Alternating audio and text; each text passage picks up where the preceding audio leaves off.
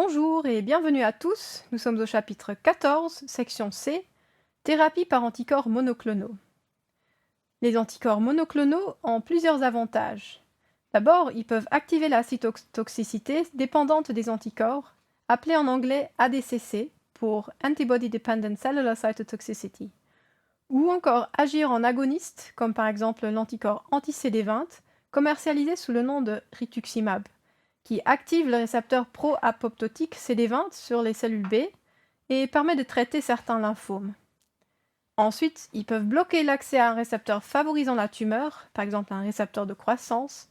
Un exemple en est l'anti-R2, Herceptine, qui empêche l'accès d'une hormone de croissance au récepteur R2. Ce récepteur est fortement exprimé dans la plupart des cancers du sein. Ensuite, les anticorps monoclonaux peuvent aussi bloquer des mécanismes immunosuppresseurs en empêchant l'interaction entre des molécules suppressives et leurs récepteurs sur les cellules T.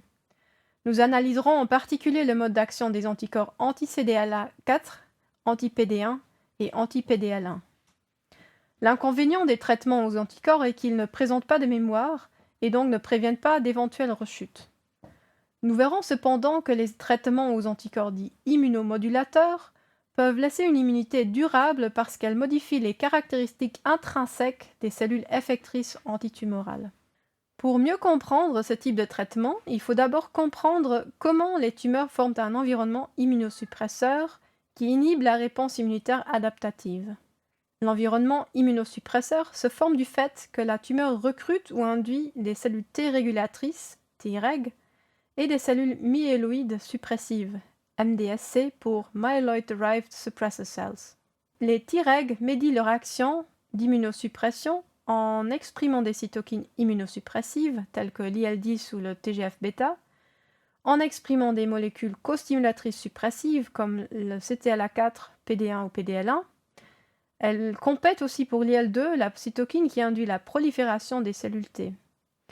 Les MDSC sont un groupe de cellules précurseurs de cellules dendritiques qui favorisent la différenciation de cellules T CD4 en Treg et la formation de cellules T CD8 cytotoxiques tolérogènes, c'est-à-dire favorisant la tolérance.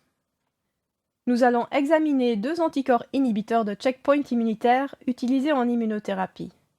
Le terme checkpoint, que l'on peut traduire par point de contrôle, sont des étapes clés dans un processus qui peuvent déterminer l'arrêt ou la poursuite de ce processus. Ainsi, un checkpoint immunitaire peut bloquer l'activation d'une réponse immunitaire en absence d'un élément.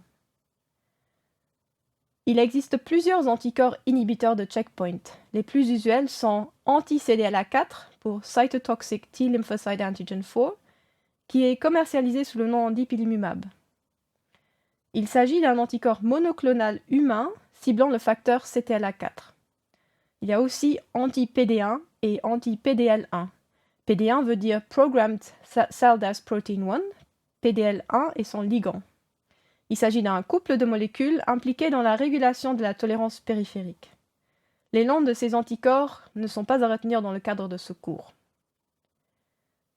L'avantage de ces anticorps est de cibler les cellules T et non pas les cellules tumorales.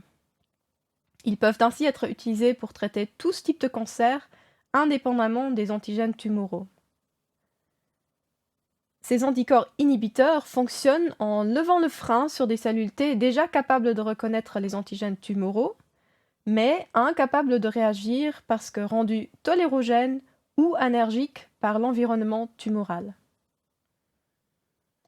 Un risque majeur de ces anticorps est qu'ils désinhibent tous les lymphocytes T.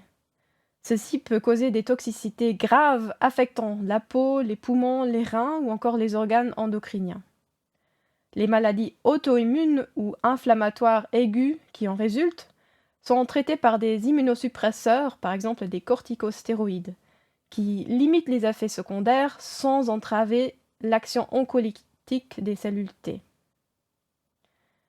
La combinaison de deux anticorps monoclonaux permet, dans certains cas, par exemple dans le mélanome disséminé, d'atteindre des taux de rémission supérieurs à 65% et de longue durée, ce qui prouve leur capacité à induire une cytotoxicité antitumorale efficace et une mémoire à long terme. Comment fonctionne CTLA4, qui est ciblé par l'anticorps anti-CTLA4 Et pourquoi son inhibition permet-elle de traiter la tumeur?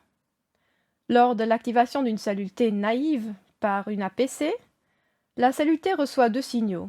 Le signal 1, qui est l'engagement du MHC classe 2 peptide par un TCR, et le signal 2, qui est l'engagement d'une molécule costimulatrice CD80-86 par CD28.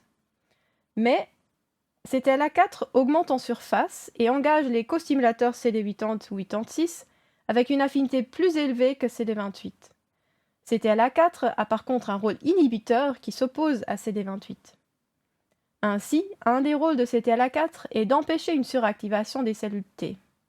Les Treg expriment un niveau élevé de CTLA4, ceci leur permet de maximiser leur capacité immunosuppressive. Dans le contexte tumoral, le facteur CTLA4 empêche l'activation de cellules T reconnaissant des antigènes tumoraux qui sont souvent auto-antigènes. Ainsi, en bloquant l'action de CTLA4 à l'aide d'un anticorps monoclonal, on favorise l'activation de réponses T puissantes contre les antigènes tumoraux.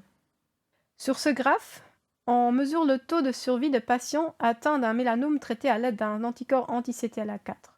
La courbe des individus ayant reçu le traitement anti-CTLA4, celle du haut, montre un plateau, ici, indiquant que le blocage de CTLA4 a induit une mémoire immunologique contre la tumeur qui favorise la rémission.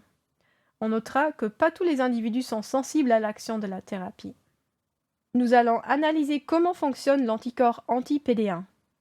Pour cela, il nous faut comprendre comment fonctionne PD1. PD1 veut dire Programmed Cell Death 1.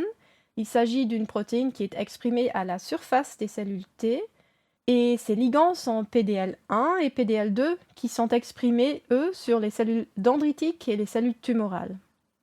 L'interaction PD1-PDL1 diminue la signalisation du TCR.